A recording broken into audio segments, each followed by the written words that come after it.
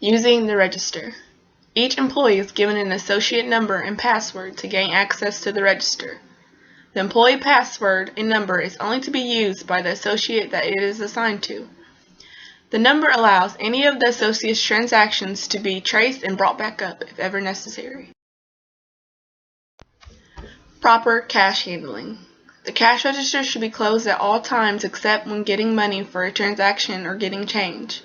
All money should be in the correct spot and facing in the same direction. Always give the customer back currency using the least amount of bills and coins as possible. Use the counterfeit pen on bills of 20 or higher. If no pens are available, thoroughly examine the currency. If money comes back fraudulent or if you are ever in question, contact the loss prevention team. Cleaning the sales floor. The sales floor should be neat and clean at all times. Check each table and arrange items to look neat and presentable. Make sure clothing racks, display racks, and shelves are all full and sturdy. All aisles should be clear and accessible at all times, as well as changing rooms. Any items that are found in the changing rooms or sales floor that are out of place should be returned back to the designated area. Use of equipment and tools. While performing the job, there may be a variety of equipment and tools that you may use. Ladders are very common in the workplace and you may be required to use one. For ladder safety, always use the right ladder for the job. Carefully examine the ladder to make sure that it can be safely climbed. Be sure the ladder can adequately support you by standing on the first step. Always maintain 3-point contact with the ladder by using 2 legs in one hand or 2 hands and 1 foot. Never allow customer to use a ladder in the store. Properly store the ladder after each use and never leave it unattended on the sales floor.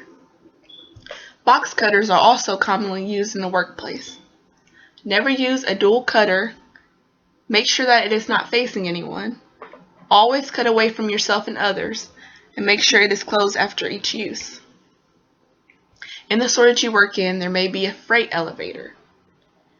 Don't allow customers on the freight elevator. Completely open the elevator before trying to board. Completely close when exiting the elevator. In the event of a malfunction, use the call key for help, and in the event of a fire, use the stairs. Preventing slips and falls. There is no way to completely stop a slip or a fall, but there are ways to limit and help prevent them. Slips occur when there is too little friction or traction between the feet and the walking surface. The most common cause of slips are wet surfaces and spills. If there is a spill on the floor, if possible, clean it up right away, and if you are not able to clean the spill, contact a janitor or a manager as soon as possible.